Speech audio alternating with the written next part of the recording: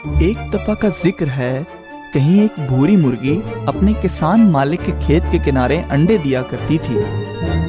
वो अंडे बड़े बड़े और भूरे रंग के हुआ करते थे और किसान की बीवी बहुत एहतियात से एक टोकरी में उन्हें इकट्ठा किया करती थी।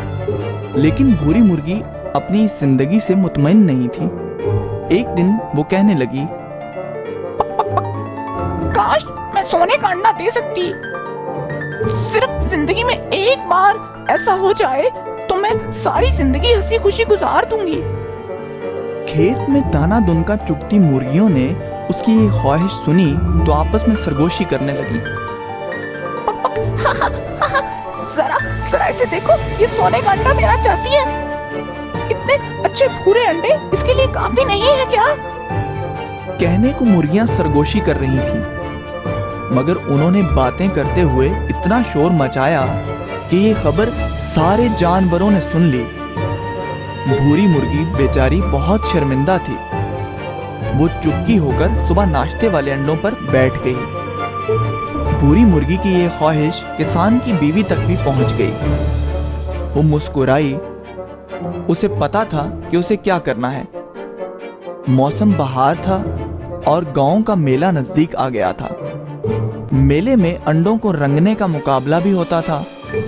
किसान की बीवी ने टोकरी में भूरे अंडे इकट्ठे किए और उन पर बहुत खूबसूरत रंग किया और उन्हें मुकाबले के लिए किसान को दे दिए।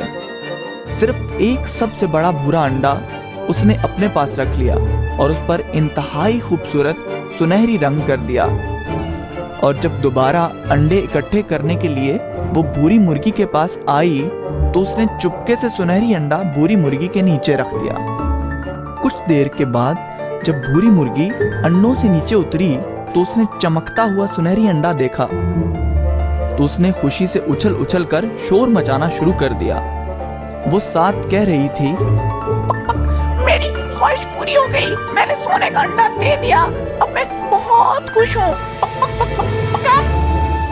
भूरी मुर्गी ने किसान की बीवी को दरखास्त की कि इस चमकते अंडे को खिड़की में रख दे ताकि वो जब चाहे उसे देख सके।